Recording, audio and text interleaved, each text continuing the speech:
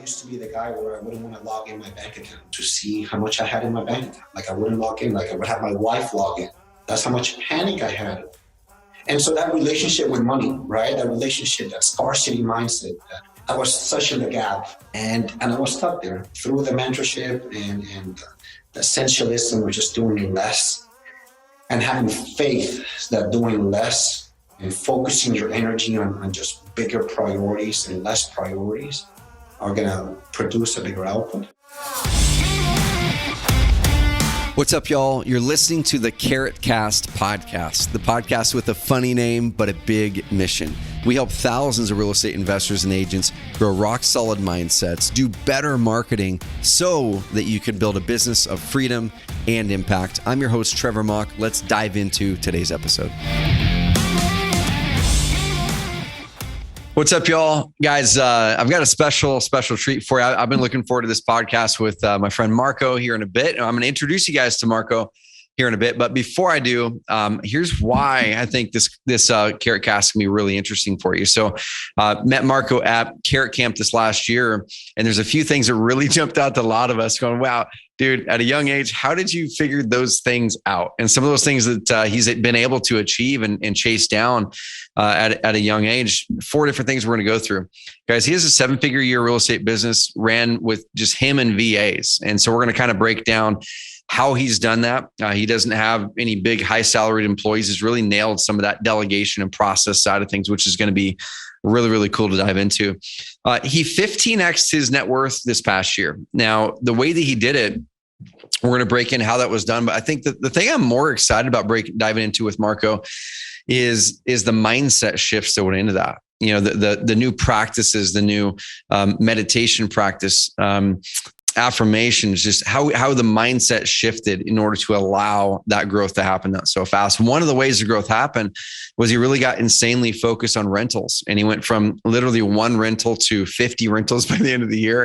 And we're going to break down how that happened, including a $4 million, 44 unit portfolio. And then last, there's a book that we've had the author of this book on the Carrotcast before, Greg McKeown, the author of Essentialism. And that book for me made a big difference. It was a huge shift for Marco as well. We're going to talk about how that happened and really going from, 15 or going from 60 hours of work a week to about 15 hours of work a week in a 7-figure business. So, dude, I'm pumped to bring you on here. Marco Padilla, welcome on the Carrotcast, buddy. Thank you. I'm honored and flattered by the intro and humbled and honored to be here. Dude, so you're like your wisdom beyond your years. That was kind of the feeling that it felt like at Carrot Camp as well. And you don't often come across people that way. It's like there's definitely people that I'll meet who are tactically insanely smart at a young age that have really amazing strategy. But there was just something to the way that you carry yourself. I want to give you kudos for. I know I didn't at 28, that's for sure. And I'm just excited to have you on here. So once again, I can learn from you and our audience can too. So yeah, dude, welcome. Nice to be here. Thank you so much. Cool. So like I said, guys, in the intro, we met at Carrot Camp. So Marco came out here. Where do you live? Where do you call home for the audience? South Beach, Miami. Cool. So you're South Beach, Miami. And then what's your primary market that you invest in, or is there a primary market? We'll start there. Yeah. Central Florida, North Florida, everything's virtual, Okay. I don't touch anything in South Florida. I don't know why. Cool. So in South Beach, works in Florida for his business. And when he was coming in here, like I said, the big things, those big topics I talked about really stand out because people are wanting more freedom today. It's not an accident that our company stated mission is literally to help entrepreneurs build businesses of freedom and impact. Because number one, the money goal eventually gets pretty old once your needs are taken care of. And the motivation as you get more money goes down. And so then if you're tying that purpose and tying that piece to that, you never get it. And so then we have to then trade that money for time back. And we're going to be talking about how Marco's done that, but also how he's got hyper focused to make some of these things happen. So before we dive into that part, dude, we know where you're at and what market you're in, but what originally, let's take it back a bit. What originally got you into real estate? Where'd you start? Yeah. My father, I'm from Venezuela, and we migrated to the U.S. 20 years ago, exactly 20 years ago. And my father, was an entrepreneur, had multiple businesses, real estate, construction. And so I was always right next to him, going to meetings, going to homes, negotiations since I was 5, 6 years old. Yep. So my dream was to be him, an entrepreneur, a business leader, right? Love it. And he had the freedom, right? And he was with his family, and we traveled all over the world. So, my father was and is my role model, and I started getting very serious during college. I started reading Kiyosaki, Yep. and it was like, oh, forget stocks. I had a potential job at Merrill Lynch in Jacksonville after college, and I'm like, forget this. I'm gonna go all in on real estate. So after college, I went back to work with my dad in Miami, and but I just felt I needed to just dive on my own, experience real estate on my own, and I was blessed to work for one of the biggest real estate companies in the nation that wholesale and flip properties, and so I was able to learn a lot through there. And 2018, I kind of branched out, and that's really where my entrepreneur and business started. So it's been 3.5 years. And the first few years was like, oh, what is this? It's like eating glass every day. I couldn't see the end of the tunnel, and fast forward a few years, right? Especially last year, it was just an aha moment of like, something needs to change. I wasn't moving forward with my finances, with my life, but I was working more and more and more every single year, right? And I don't want to get sidetracked, but that's where I started in real estate, and so. Dude, I love it, man. And I've got a kind of a similar, journey where my parents have a business, and I learned a lot of lessons from them that I took away with me. And I also learned lessons I didn't want to do. Like I didn't want to repeat certain things that they had. And they're definitely kind of still really tightly attached to their business. I'm working with them to try to help him get that freedom back. But I had some key lessons like customer service and really like making an amazing product from your father, and just learning over the years and kind of being that fly on the wall. What did you learn? Any key lessons that you took with you as you kind of set off on your own? I mean, look, I also learned what not to do. Yeah, exactly. Yep. Obviously throughout his business life, he had ups and downs, right? Yep. And so how he was as a leader to his employees, how he cared about his employees. And I don't know, there was just this demeanor about him. His leadership skills his communication skills were just, he just made such a huge presence in the room, and everybody walked away with like, just being blessed to be in that room.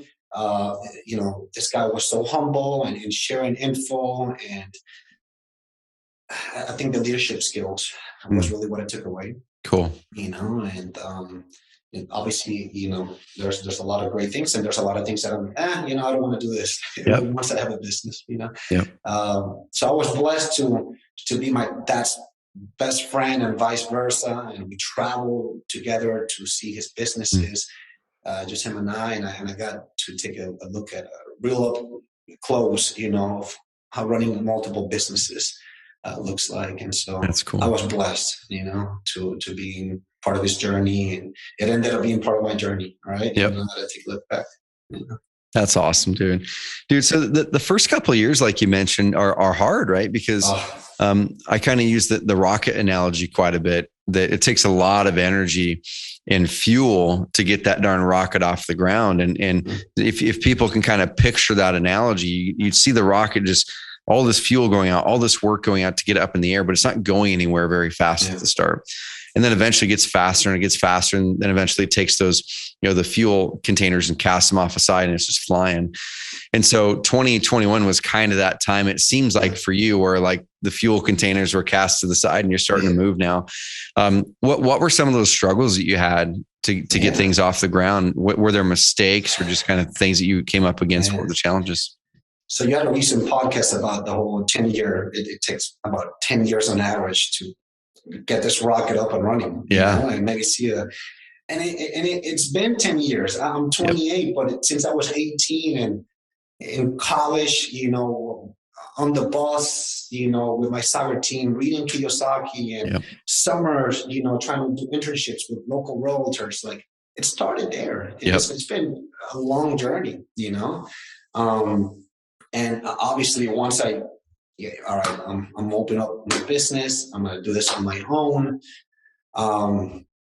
It's such confusing times. You don't even know where to start, but I invested in a coach, a great friend of mine, Joe Dillon, a year and a half, 2 into my business, 2019. And, and so investing in yourself it's the best investment you could ever make, And so, he guided me, but I was still far away from what I wanted to achieve. I was just working more and more. I was hiring a lot and I wasn't making the right hires. I had to fire my whole team. End of 2020, I had 2 acquisition agents at Dispo, and I broke even maybe, And so the first few years I lost money, and I was just so darn frustrated, but thank God I didn't quit. In those multiple times, I'm like, all right, I'm going. Dude, why didn't you quit? Because that's where a lot of people will. And we, Adam and Lance, I think they're at the same camp that you were. Texas guys. Yeah, the Texas dudes. I remember talking with them early on, and they had a similar story where, they lost $40,000 the first year that they invested, and then the next year it kind of turned a little bit. But it takes a different mindset to do that. So why didn't you quit? Yeah. I lost like almost $100,000 in 2019. In 2020, probably like 40, and my wife kept me from from jumping off a cliff. Yeah. My wife is a life coach, and she's helped me so much with the mindset that we may be talking later in this podcast. Yep. And I'm an avid reader, and I've been, reading about all these successful people, and they all failed. They all took 15, 20 years to get off the ground, and so it was from that knowledge, right? Like, all right, I am failing. I want to quit, but this is the exact moment where I shouldn't, where I have to keep going, but having the right partner, which my wife. She's a silent partner in the business. She's my board of director advisor here. Yep. And obviously I open up to her. I'm vulnerable to her. And, there were moments in, 2020 where I would wake up panicking, crying. It's like, what am I going to do? We have less than a month of reserves. I'm in debt. I employ all these people. I care about all of them. And, I didn't have the kid at the time, but when my wife, when we found out she was pregnant, early 2020, mid 2020, I'm like, I can't give up now. Like if it was just her and me, I could go back to work, but God sent me that blessing, that miracle, just right in time. And I'm like, I'm not going to give up. I'm going to fight for my family, for my dreams, because I can't imagine being in a 9-to-5 when my kid is born, and I can't be there, and take off work, and because I have to work for somebody else, right? The 9-to-5. And so that really was like, whoa, I have to make things happen, and that I feel like that was my fuel to keep going, even without any real fuel. Dude, and that's so important. I remember is years and years ago, I think I heard this from Tony Robbins, where it's like, motivation can come from 2 spots, right? Externally or internally. And eventually it's got to come from internally to make it really work. But sometimes we need the external thing to happen to really go, oh my gosh, this is the trigger that's going to make it work. For me, it was around the same time we had our first kid in 2010, our oldest daughter. And that's the time when I had started to make convictions that I didn't want to be running my business that way in the future. And so just going to toss this out there for all of you guys listening to this. If any, because I've heard people saying this before, and I was probably one of those guys too. where it's like we were waiting and waiting to have children until we figured it out. Right. Yeah, same here. Oh man. And then there's that spark of something you can't even predict, or you can't really explain it, that as soon as you have another life that you actually have to take care of, like focus happens and you just start to change. So dude, you guys became pregnant. Yeah. You had this extra motivation. You lost 40 grand in 2020, 100 grand or so in 2019. Yeah. You had a team of people. Is that the time period when you were working a lot of hours? Kind of what did your work hours look like on average? 24/7. I mean, I didn't have weekends. I didn't see, most of my family from Venezuela is already here in Miami, and I wouldn't see my parents for months. Grandpas, cousins, godsons. I wouldn't hang out with my family. I would be just tied down at the office. And it was that mindset, grind it till you make it, or like, I got to make something happen. And I don't regret, experiencing that, because now I know that there's a better way, right? That was 2020. I would say I was working 60, 80 hours a week, no life. My whole family kind of hated me for it. Even, I wasn't having a successful marriage, and relationship with my wife. And even through like the early pregnancy, I was still working, sick. I'm going to work as much as I can before the kid comes, right? But it was still the wrong mindset. I was still on the wrong there, and I didn't have a life. I didn't have a social life. I hadn't gone out to a party in years. I hadn't gone out to dinner, and I was not happy. Dude. I wasn't happy with my life. I can so relate. And I've told my story many times. People can go back and listen to it, but I can relate to you, man. I want to talk about the mindset shift here in a second, but just so people have context for the business and how it looked at that point. At that point, what were you doing business wise? Was it wholesaling? Was it flipping? You had one rental property, it looks like possibly then. Kind of what were you doing that lost you $100K then $40K? Well, 2019, I moved from Florida to Miami. I had a previous partnership before then when I came out in business. And so getting the business off the ground from zero, it took me like 4 months to get my first deal in 2019. Given that I had already done a lot of deals and had a previous wholesale business, I probably did 300K in revenue, but my expenses were 400, including myself, right? Yep. And we did $500,000 in 2020, but still, it's with paying myself, marketing. I went crazy on with COVID. I was like, I went on a hiring craziness when I should have done otherwise. And I started hiring local people and 2 acquisition agents, 1 dispo, and I was doing 2 deals a month. I didn't need that, I was running the business emotionally. And, end of 2020, my kid is born in September, and I'm still seeing red on our balance sheet. My net worth had, decreased a lot. I was able to save some good, from my income of my sales job at the previous company. And I was just seeing everything just money on fire and burning, but I had to make a drastic change, and I was introduced by a good friend of mine to Essentialism.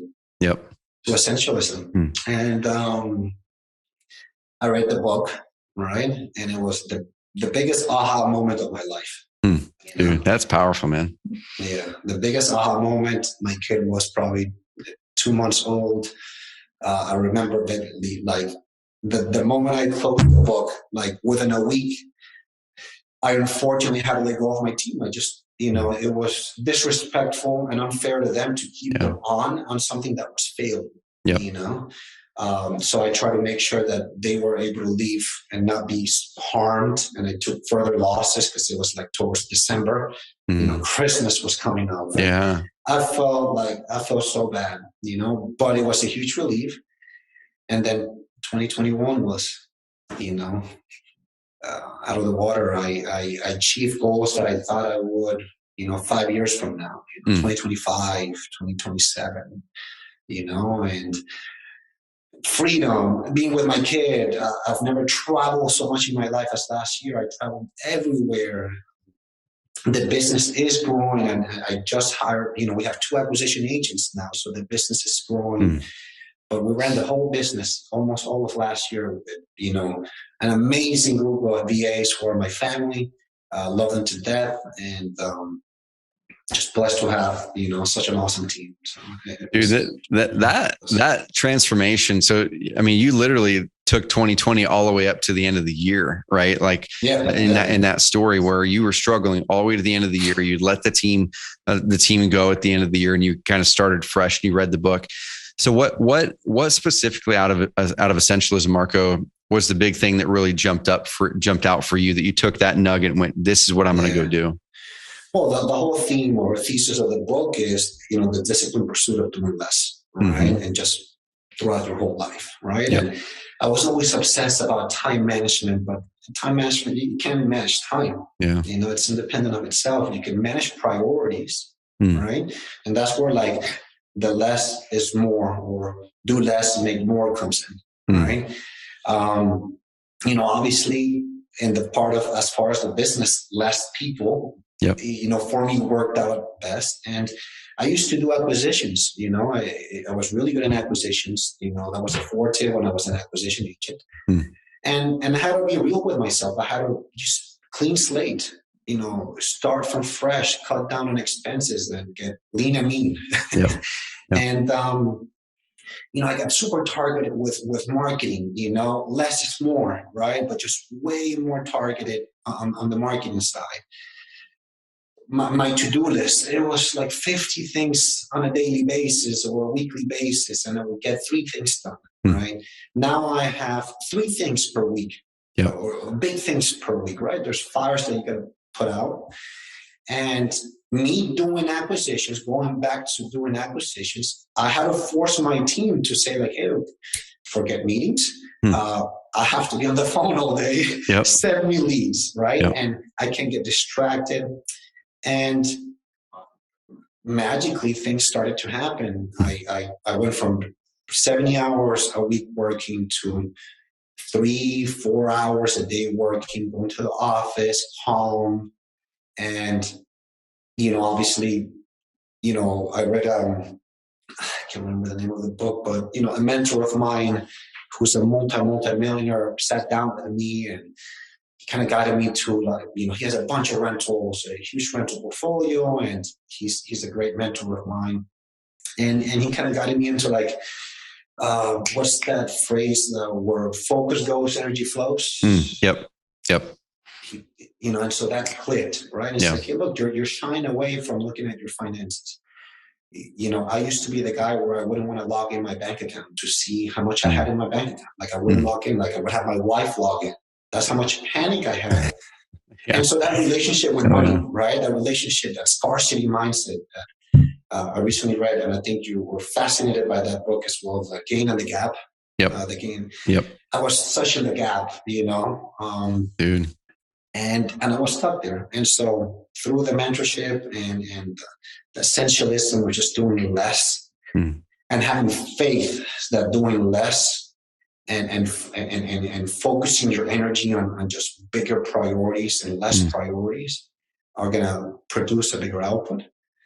Dude, let's dig into that a little bit, because that's probably breaking people's brains right now, especially people who are in a spot where they're doing a ton of things. I know I go through cycles like that. And just recently, going into February, I adjusted my schedule, no meetings before 11 o'clock. It's just, you get to start the day with focus, and I'm paring some things down and being better at writing strategic guidance documents versus me diving into projects. And I still have a lot to pare down, but what as an example, were the things that you maybe would have been doing before, when you were working a lot, and what happened to those things? Were they just not important and no one needed to do them? And you're like, hey, it's just cool if no one needs to do it. Or did those things get delegated off? Kind of what happened with all those things that you were doing? Yeah. So both, right? We did a huge brain dump with my COO, which is one of the VAs, that we have in the Philippines. Well, the whole team is a rock star, but we were like, hey, look, I got to go back to acquisitions. I feel like I'm doing 100 things a day, right? And I can guarantee it's not working. Yep. It's not working. So we got to cut the fat here and really focus on our top 10, right? That's more or less how it went. And then the top 10 is like, how can I delegate it to you, right? And so, yes, we trained. We still do. We're still in that delegation journey, right? So that I can keep delegating and elevating. That's kind of like a traction exercise. Yep. The delegate and elevate exercise. I'm a huge fan of traction, right? But you have all these business books, right? For the people that are still, working 12, 15 hours, you have all these business books that meetings have to be at 8 a.m., right? Yeah. And, you have to have all these daily meetings and do all of this and just grind. And, I'm like, I am hating life right now. Like, I need to design my business around the life that I want to have, not be working for my business, right?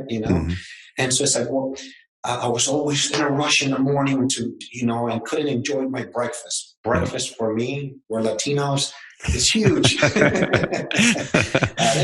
and coffee. That's awesome. All this stuff. And I was not happy when I got to the office because I was rushing, having my breakfast, right? And so yeah, like no meetings before 2:00. So typically most of our meetings are after lunch. Okay. That way in the morning, whether I get at 9, 10, 11 a.m. at the office, it's just me, my follow-ups, any big projects that I have, right? Reading, talking to my mentors, and that allowed me to be in the being, right? And especially since I had my kid, I wasn't enjoying my kid, and so, a day, a regular day now is I work out in the morning. I go back home. I have breakfast, huge breakfast with the family every day.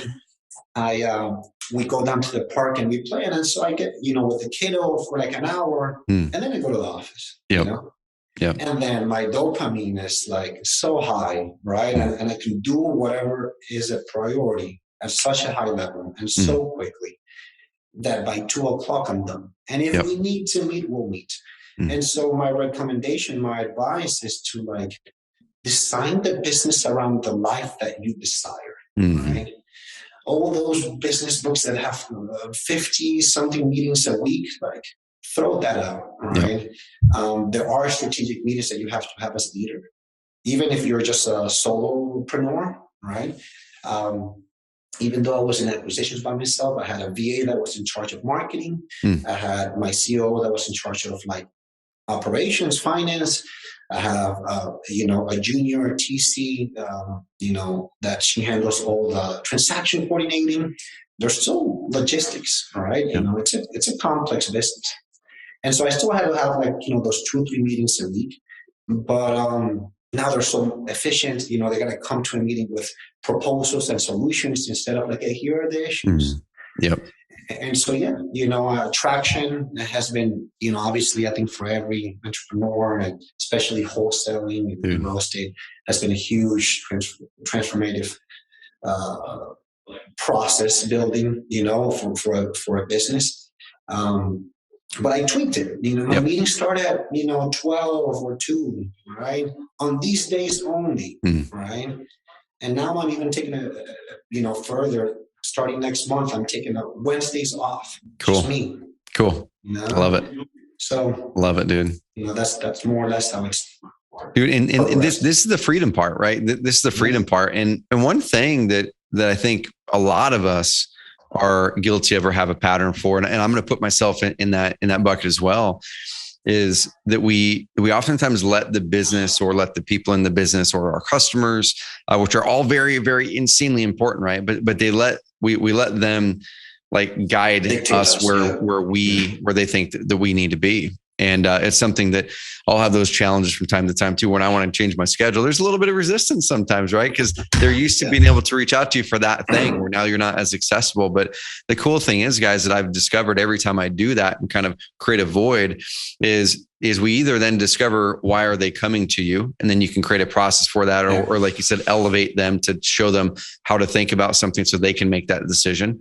And or they realize, oh shoot, well, I know he's not in here. I'm just not going to hit him up. So I will go figure it out.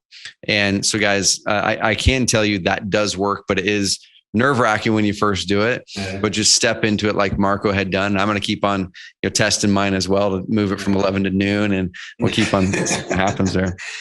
Dude. So we brought up the Essentialism book, and that was the first big mindset shift. But now you're heading in, you started to adjust your team a little bit. You dove back into acquisitions. You started to focus on less things, but better things like Essentialism talks about.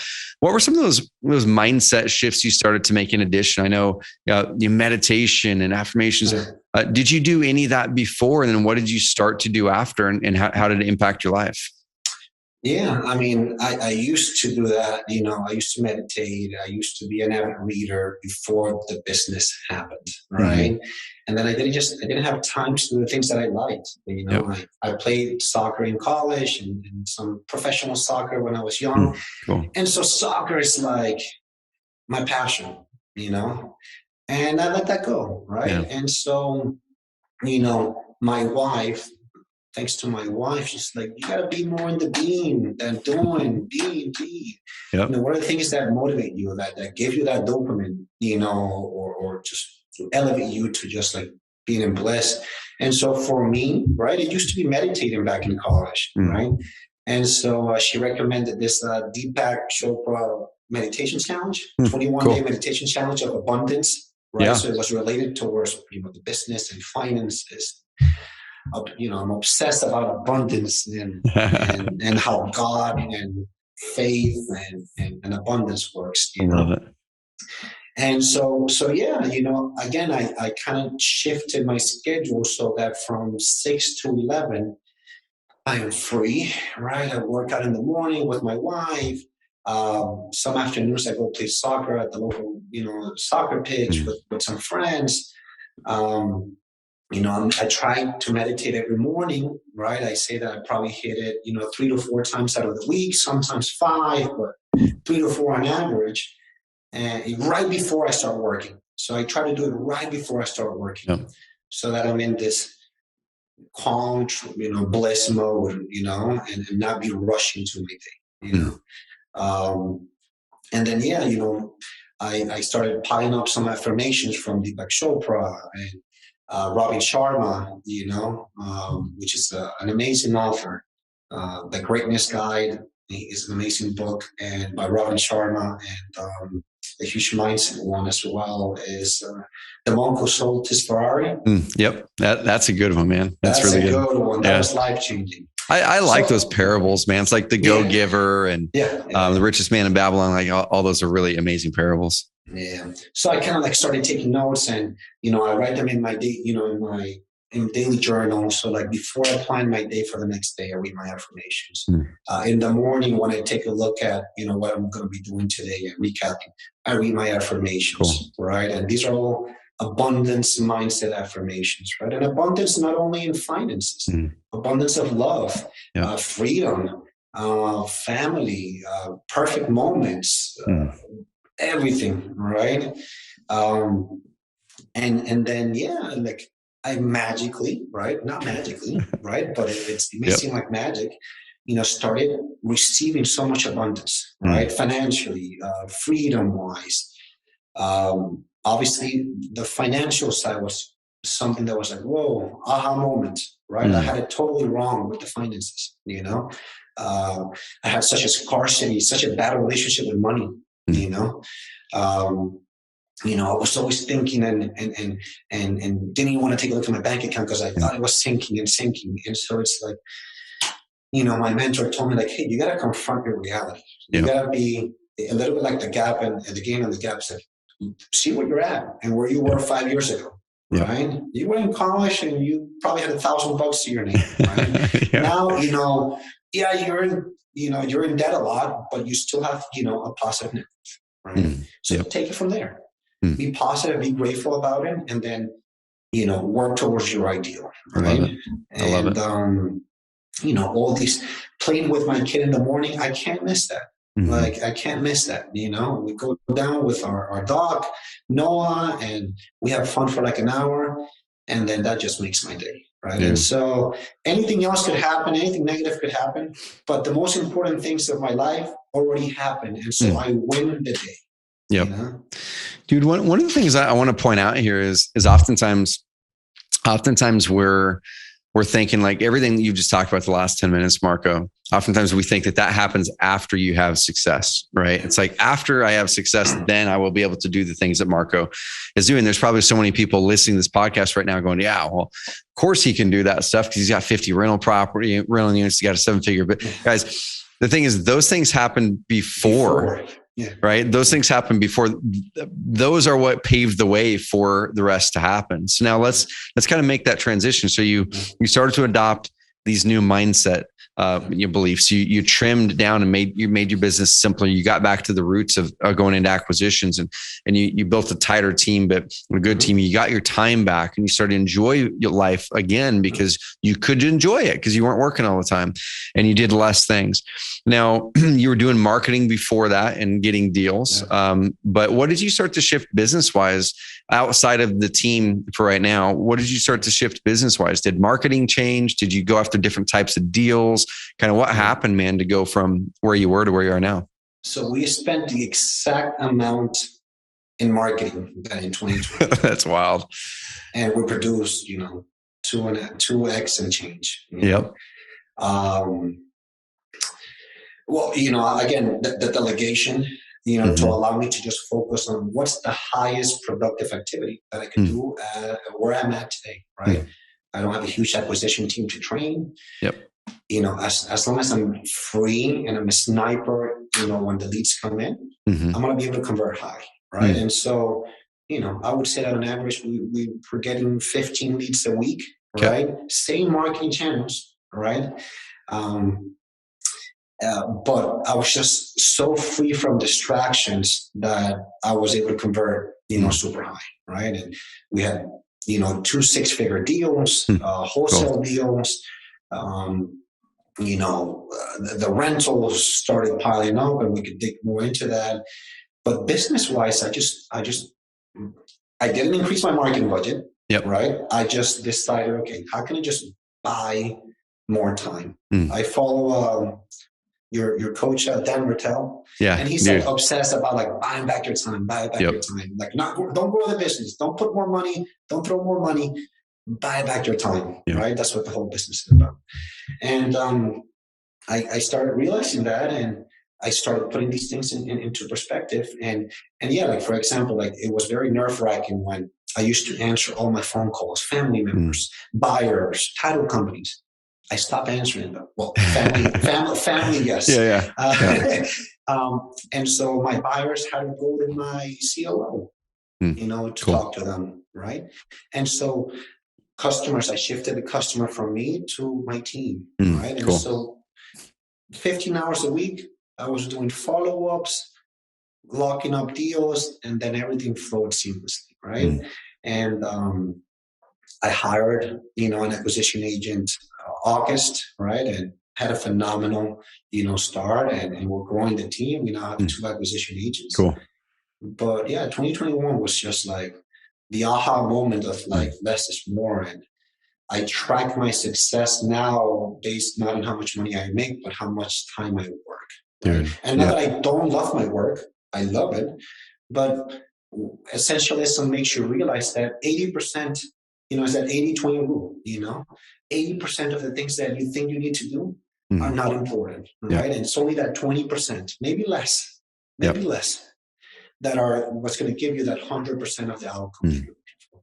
Dude, so one, I'm glad you said that, because one good example, and I'm even like processing things in my mind all the time to go, man, what's not essential and what can we continue to prune down and trim? And so there's a couple things that you were talking about, Marco. You had a bigger team, so you end up having to manage people that weren't necessary, right? Which then drags down the whole machine and drags in your energy in that way as well. Because of that, you had the same marketing coming in, but then you guys didn't have the right people or the right training or all of it. And your attention wasn't on the actual acquisition part. So you were cranking marketing and getting leads in, and they weren't closing any deals, which then if we don't have the metrics or really drilling down into it, we then think that something completely different is the problem. Maybe then we hire another person because we think, oh, we need to get more deals. I need another acquisition person, when it's double marketing. More marketing instead of just closing the ones, that we're already getting in right now. And so that's something I want you guys all to look at is as you're heading into this year, or no matter what time of year you're listening to this on, if you're wanting to grow, just really look at what you're already doing and say, how do we just do that better? Is there something in our way from getting that done better? Is it a training? Is it getting the right person in that role? Is it stopping these other 5 things and you're doing like 8 things mediocre? Why don't you do 1 or 2 things really good on the marketing side and get rid of everything else for now? Let's do that, guys. So the rental portfolio, that part there, I think a lot of people are interested in, because like I'll talk about, Marco, I'm big on hamster wheel evergreen, like move from hamster wheel to go to evergreen in every part that we can in life. So leads, revenue, income, in anything that we can there. My house. So like literally at my house, it's kind of nerdy, but I've got a playbook for my house. Like literally I have a playbook. It's listed out in Google Drive. My wife and I use it. It took me a bit to get her to buy into the playbook thing, but we use it. And so a lot of the things in my house are automated now, like little things like air filters. I got behind my air filters again. Got to go find the air filters that I used last time and like Google them and find them on Amazon and order them. It's like, no, the playbook has it all in there. Our water filter for our refrigerator, it shows up when it needs to show up. I never order them. Light bulbs for our water filtration system, the UV, like all that stuff. It's all on auto ship at the time that we need it. And it just shows up when we put it in or someone else puts it in. So that's going from hamster wheel to evergreen. So what did you do now on the real property side of things? So you went from 1 to 50. How the heck did that happen, dude? I don't know. I'm just kidding. Well, again, where focus goes, energy flows, right? And so one of my mentors that, probably worth 30, 40 million, he really honed in on like, you got to start now. Mm-hmm. You got to start while you're young, And so, I think it was a mix of the abundant mindset, right? Mm-hmm. It was part of my goals. My goal for last year was to acquire 12 rentals, right? 12 rentals, right? Not how many doors, thank God, because I exactly got 12 rentals, but they equal 50 doors. That's awesome. So we'll dive into that. So I think my goal was too low, but it was just like meditating and visualizing this. I didn't lock them up only by visualizing it, right? Mm-hmm. It was through our own marketing, we started, acquiring a single family here, a single family there. Then it's like, we got to figure out this multifamily. And at that point, I'm like, hey, look, I'm working 3 hours a week, 3 hours a day. I mean, I can handle an extra few leads a day, right, with multifamily. And so we started marketing from our own marketing, cold calling, SMS. We did a little bit of paper leads online and all that stuff. At the moment, we're doing SEO now. And Facebook. Cool. With Silver Street, and we just got our first deal. Did you? Oh, congrats, man! Yesterday. Yesterday. Dude, that's awesome. Yeah, Silver Street. I love Kylie and JT. They're such amazing dudes. Amazing, and we've done a lot of work on our site. Mm-hmm. But look, the bulk of the 50 rentals came from a lead that had a fourplex, but really ended up having another 8, buildings that added up to, 44 units, right? And so I had accumulated about 6 units up until like March, April. Given I started with this new Marco, right? Marco 2.0, right? Like January, February, right? 2 months in, I get this amazing opportunity to meet this tire landlord, that wants to just hand it off, right? They were tired. The husband had a heart attack, and they were self-managing these units. Oh, wow. All of them were multifamily quadplex and a 16-unit building, and all in great shape. And so, we lost the deal to another bidder the first time in March. but follow up is the name of the game. I ended up locking up the deal once it fell through in late July, early August. Mm-hmm. And I never stopped following up every single week since March. I sent her some vitamins and things for the husband. I texted her, I called her, hey, how are you doing? So just had a phenomenal follow-up. I was Yeah. And, the deal fell through because they were trying to wholesale it for like 3x the market price. Gotcha. And it was just this newbie. And we came in, and I'm a very risk-averse guy, right? And I saw an opportunity where I needed to be very, go on the attack. And I said, hey, look, I can make you this offer, $50,000 non-refundable deposit. Send it to you now. We can move forward. I'll get this done in 90 days. I had no financing.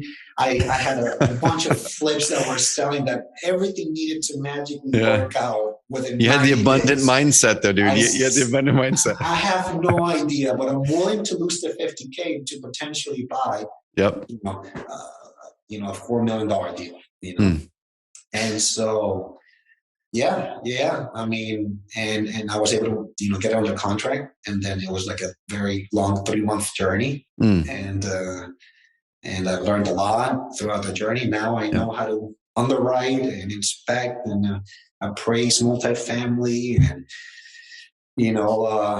thankfully everything worked out. Financing fell through 2 times. Really? Yes. Yes. And had this amazing lender show up out of nowhere. And they were able to close within 2 weeks, and right on time. And it was a magical moment. Dude. That's a big deal, man. Closing a deal like that is like you said, it opens up your mindset so big. We had just bought a company. It's the first company that I'd bought ever. We closed on it on January 3rd. And awesome. Multiple 7-figure deal. And I learned so much during that 3 or 4 months leading up to it. But the crazy thing is now my confidence level and just the opportunity I see is so much bigger now. I'm going, wow. It goes back to leverage or priority. Man, there's so many things I'm doing right now that, could I do them? Yeah, but there's such lower priority and such lower leverage. And let's focus on these other things that can move mountains rather than just moving, a little molehill over there. Dude, that's a big deal. Is it, how's the cash flow on that deal for you? Yeah. I mean, look, it was, it's a deal that was in great condition, but just low rents. They had owned it for 30 years, and so, on average, they were renting for $800. Market rent is $1,200, $1,300, And so we're in the process of getting the rents up, right? Cool. So it's not as passive as people think it is. Dude, no, it takes work. Time. I called my mentor the other day, who now enjoys and is retired from just cash flow. Yep. And it's like, it's going to take a year, more or less to get that turned around, right? Yep. So this week we're getting the rents up for March. Some are going to stay, some are not. We're going to have vacancies. We have about 10 vacancies now. So we're in that process. We have an amazing property management company, but pro forma, it looks great. It should spit out, 250, 350, call it $300 net, conservative per door. And I will be financially free with just that deal alone. Dude, I want to celebrate that right now with the audience here is oftentimes we have this mindset that it has to take, that we have to slowly build up to something, 5, 10, 15 years. And not that that's a bad path, but what if you didn't take that chance? What if you thought, man, it's too big, It's too big. I'm not going to step into that. I'm risk averse. And now, that is leading towards even more freedom, to where it's going to even allow you to go, well, shoot, if this wholesaling thing doesn't work, eventually, It doesn't matter. Or if you want to stop doing it, or if you want to sell that business or whatever, eventually it doesn't matter. I was even doing some quick math, and this is just opportunity wise. So at the 44 doors, if they're all about, $400 under rent, guys, and this is the importance of starting to get rentals and how you can stack those doors by adjusting the rent. If they were all to go up at the 44 rentals or doors of $400, it's $17,600 a month in extra income just by optimizing the asset. Now that right there is going to increase the value of that asset by by several multiples, whatever that one's worth there. Yeah, exactly. And if you use the whole 1% of the purchase price to rent, if you can get that, and there's the 1% rule, even if you use that, I'm not good with math here, but what is that? 1.76 million, I think, is just by that $17,000 increase in rents, it added about $1.7 million in equity into the property, which is crazy. That's about right. So that's amazing, dude. I want to kind of run through the notes really quick. We talked about essentialism and that mindset shift and how you went from 60 hours a week to 50 or 15. That was amazing. I want to celebrate you, man. That's the most important part. That's the most important win. That paved the way for everything else. Like it's like without that, and then the mindset shift, everything else wouldn't have happened. So it created the space for you to go after multifamily. You didn't have the space for it before. I wouldn't have at the time. Yeah, exactly. It created the space for you to say, let me now optimize what we already have coming in versus just running around trying to put out fires all the time, not getting the focus. And so I want to drive people to the podcast that we did, team link up the podcast in that we did with Greg McEwen on his next book. Have you read his latest book yet? Effortless? No, I got to read it. I haven't read it yet either. Yeah. It sounds amazing. When Greg talked about it on the podcast, he's like, dude, that sounds great. So I need to actually get through and read it. It's about doing the essential things amazing, right? Is that what it is, more or less? It sounds like it's kind of what you're already doing, like a little bit like you're doing the right things, but in a more effortless way than before. So that's how it feels like. Yeah, I love it. Well, dude, I want to toss it to you. So, this past couple of years has been transformational for you, and it's been cool being able to meet you in person here, and now we get to connect again. And I'm so pumped about following your journey forward more. And the income part is amazing, and we want to celebrate that. But the rest of it, the example that you are now for your child, and how you've been able to really bring the marriage back together, and relationship with God, I'm sure is like even tighter now because you have more time to think about the right things and meditate on the word. Your relationship with parents and family, it sounds like is better because now you have the time and the focus to do that. And those are the things I just want to celebrate with you, man. Big time. Thank you so much. So looking back in this last few years, if you were to kind of recap things and give people a lesson to take away or an action item, if someone's in a similar spot that you were 2 years ago, 3 years ago, what should they do? What are some of the first things they should do to move forward to gain more freedom? Well, I would love, I was thinking before I came on the podcast, what is like the main thing that I've learned from 2021? All these years of struggle, right? Regarding finances, there was this illusion about when I become a millionaire or when I have this net worth, I'm going to feel like this. I'm going to be happy. Yep. The day I closed the deal, I was super happy. And it was the day that I became a millionaire, the first millionaire of my family. And funny enough, I didn't feel, a huge change like I thought it would. Yep. No, it's just another deal at that point, man. Yes. And, at that point I had already, crossed $1 million in revenue for the first time for the company. And we had more cash reserves and my net worth was going up. But I didn't, as my net worth was going up, I had diminishing returns, and you've mentioned this a lot. You mentioned this a lot, that the whole illusion of higher returns on your mental state, more money equals more happiness or more. And that's totally an illusion, guys. Yep. So just get ready when you hit those goals, right? It's no one believes it though. Everyone's like, but I want to experience it myself, which you should. Yes. I want you guys all to. Exactly. No one believes it.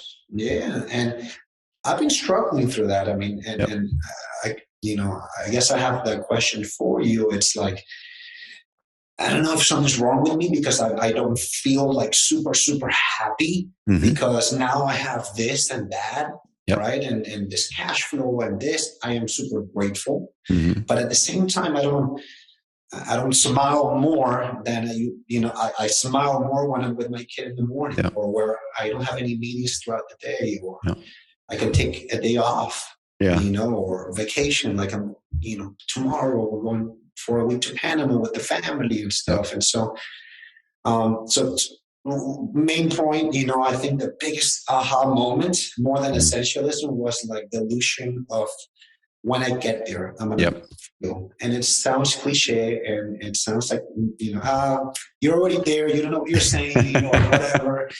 But I guess you'll see it or you'll feel it when you guys go through that. And then, for the people that are in those early stages, right, or just grinding, even if you're super profitable, but grinding 60, 80 hours a week. I mean, just take a step back and even if you're losing money, even if you're not as profitable as you want to, or you're starting off, make sure that your business, that it's not your boss, right? That you design your life the way that you want to, and the business around you, right? Like you preload your year, right? You preload your year, your vacations. We started doing it this quarter, especially with the vacations. Amazing. My team, there's no like craziness when I travel. They know ahead in advance. We prep for when I'm out so that I can just be free when I'm out, And so I got sidetracked there. Very good. But my advice is to focus on priorities, right? Read Essentialism, please. The gain and the gap is huge, right? Because in those moments when you wanted to quit, right, just look how far you've come, right? And not the other way around, right? Look where you started, and now we're like, oh my God, this guy's doing $1 million, $2 million, $3 million. Oh my God, this guy's worth 10. It's like, everybody's different, right? I'm 28, but I know some people that are 23, 24, and their net worth is 10 million. Or vice versa. Or I know people that are in their 50s starting their business, and they're having success now. And so everybody's journey is different. And I really would just focus on making sure that you're not forced into that grind culture, that Western USA, American like grind. So, you can't, you post the Facebook pictures of you sleeping at the office. I used to be one of those guys. Like, I work, 90 hours. I was proud of that. Dude. So, I couldn't have said it better, man. And I appreciate you being vulnerable and honest throughout this podcast too. I know I appreciate it, and other people do as well. And you had a little tidbit there, and I want to kind of give my best version of an answer. I'm not even going to say it's an answer. It's like an insight. But you kind of said something to the effect of, you're in that 7-figure area now. Clouds didn't part, the angels didn't sing.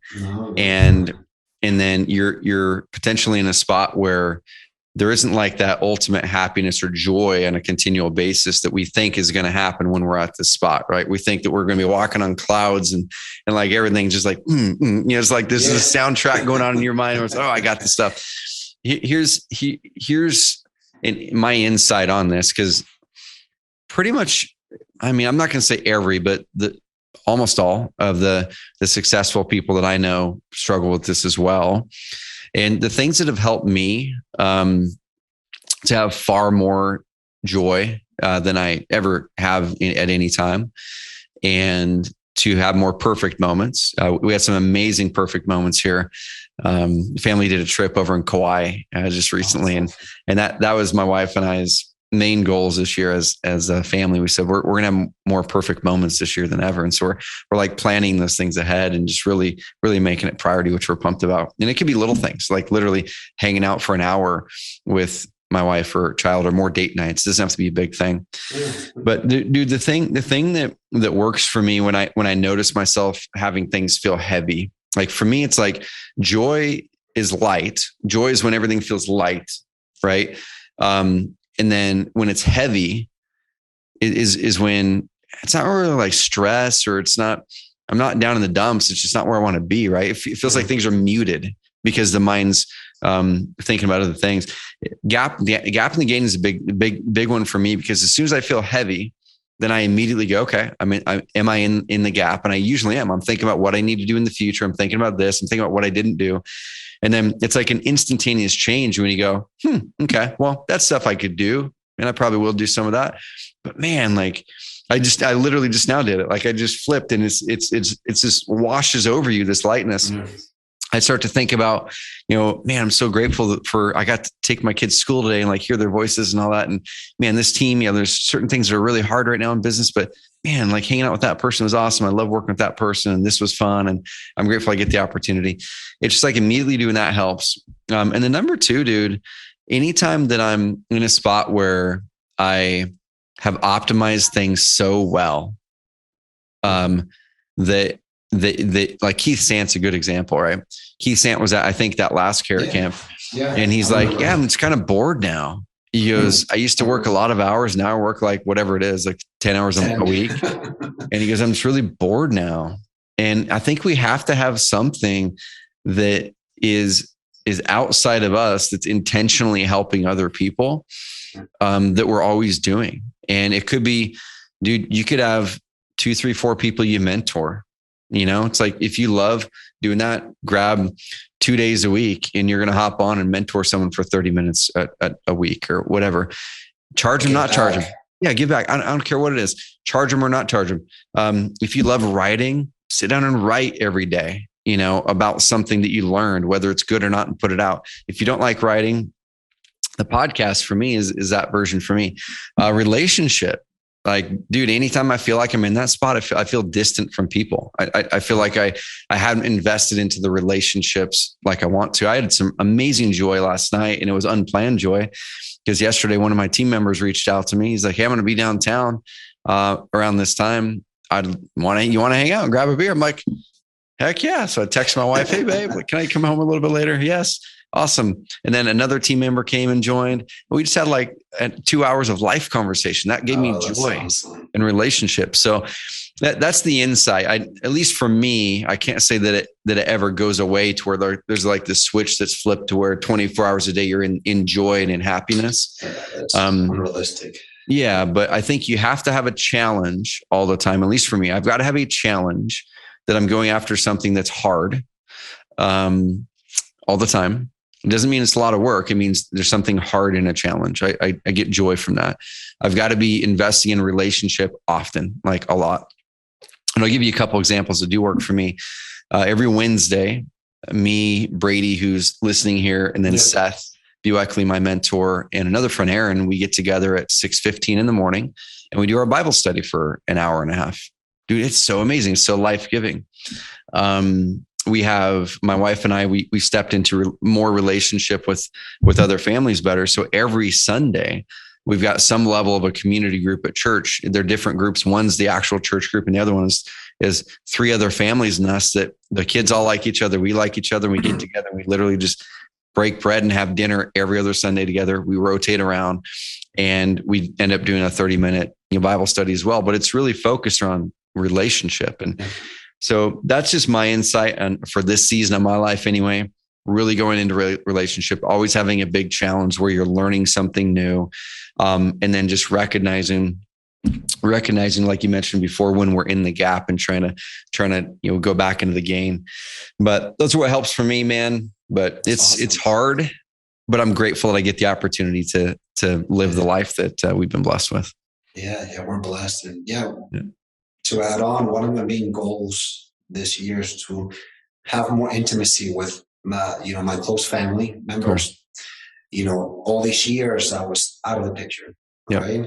And even though 2021 was a very freedom year with my kid and my wife and traveling, I still wasn't at that happiness level, right? And maybe that's why I didn't feel 100% fulfilled, because maybe I didn't spend that much time with my mom this year.